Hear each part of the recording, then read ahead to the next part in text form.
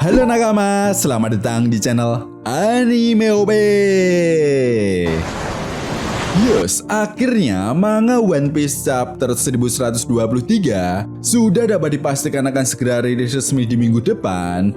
Jelas hal ini pun membuat para fan One Piece semakin tidak sabar lagi untuk menantikan kejutan apalagi yang akan dipersiapkan oleh Oda Sensei setelah kita semua mengetahui bahwa kelompok bajak laut topi jerami dan aliansinya berhasil menarikkan diri dari Pulau Egghead berkat bantuan dari robot kuno.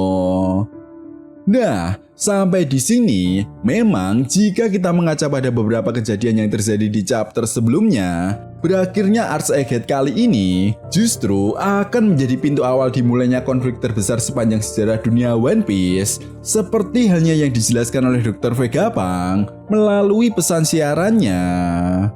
Di sisi lain, apabila kita analisa lagi dari beberapa hal yang diperlihatkan di chapter 1122 kemarin, memang ada beberapa poin penting yang bisa menjadi sebuah petunjuk mengenai apa yang akan terjadi di chapter 1123.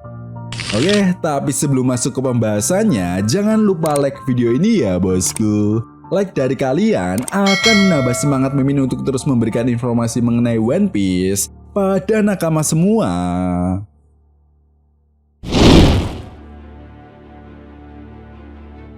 Tentunya kalian semua para fan One Piece yang sudah membaca chapter 1122 kemarin pastinya sudah tahu betul bahwa Arc Egghead kali ini sudah dapat dipastikan akan segera berakhir dengan diperlihatkannya kelompok bajak laut topi jerami dan aliansinya yang berhasil melarikan diri dari kepungan angkatan laut dan juga para Gorosei.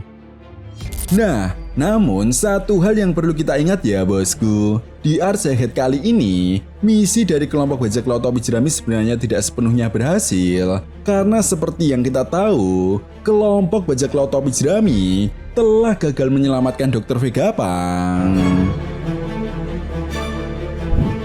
Di sisi lain, sebenarnya kematian Dr. Vegapunk ini juga secara tidak langsung telah memberikan dampak yang cukup besar bagi dunia One Piece. Yap, melalui pesan siarannya, Dr. Vegapunk menyimpulkan bahwa dunia ini ditentukan oleh orang yang mendapatkan harta karun One Piece.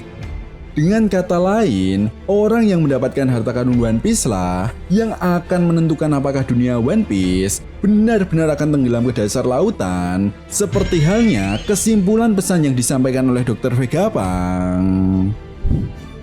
Jelas orang-orang di seluruh penjuru dunia One Piece yang mulai paham dengan apa yang disampaikan oleh Dr. Vegapunk pun, mereka semua mulai memikirkan apa yang akan mereka lakukan ke depannya. Dan salah satunya adalah rencana Koby untuk menghentikan sang baka Sencho Mugiwara Luffy untuk menjadi seorang raja bajak laut. Nah, diperlihatkannya Koby yang sok keras ini tentunya membuat para fan One Piece kesal kepada Koby karena secara tidak langsung Koby tidak berterima kasih kepada Luffy ketika Luffy menolongnya saat masih bergabung dengan bajak laut Alvida. Selain itu, Koby juga tidak menyadari atas apa yang dikorbankan oleh Monkey D. Garp ketika menyelamatkannya dari kelompok bajak laut Kurohige.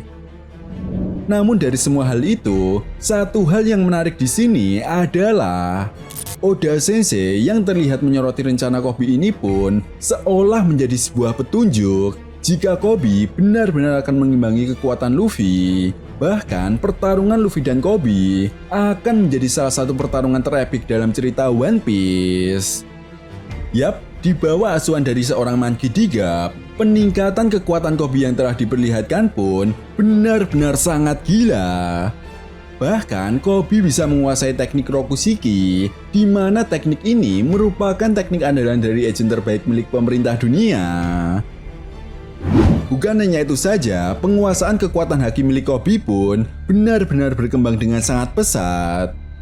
Yap, hal ini dibuktikan ketika Koby berhasil menguasai teknik Hanis Impact yang mirip dengan teknik Galaxy Impact milik Monkey D. Garp untuk menghajar Alpha Pizarro. Selain itu, dalam insiden Rocky Pot, Koby juga dianggap sebagai seorang pahlawan karena telah berhasil menyelamatkan ratusan orang ketika itu. Perlu diingat juga ya bosku, ketika di Arc Water 7, saat Luffy dan Zoro bertemu dengan Koby, Zoro pernah mengatakan kepada Luffy bahwa Luffy telah berhasil menciptakan musuh yang kuat.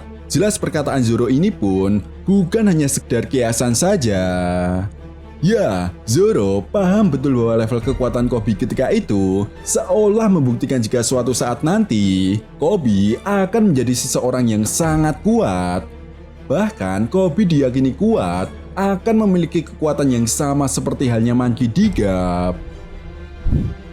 Maka dari itu banyak dari para fan One Piece yang menganggap jika pertarungan Luffy dan Koby di masa depan akan menjadi pertarungan yang sama seperti halnya pertarungan Roger versus Monkey D. Garp.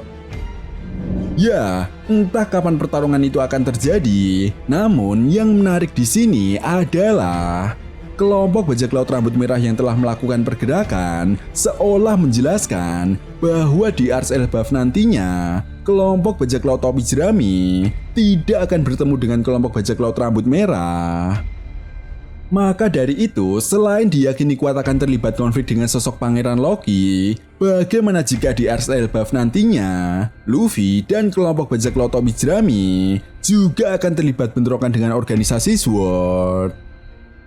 Ya, meskipun ini kemungkinannya sangat kecil sekali, tetapi jika kita mengaca pada tujuan Koby yang berniat untuk menghentikan Luffy untuk mendapatkan harta karun One Piece, rasanya ini adalah sebuah momen yang sangat tepat bagi Koby untuk segera melakukan hal tersebut.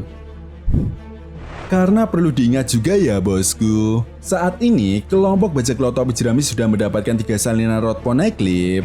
Artinya, hanya kurang 1 Rod Poneglyph lagi untuk bisa menemukan Pulau Locktail dan harta karun One Piece. Itu sebabnya Mimin rasa Elbaf adalah tempat terbaik di mana Koby harus segera menghentikan Luffy sebelum Luffy mendapatkan harta karun One Piece yang dikatakan mampu mengubah dunia.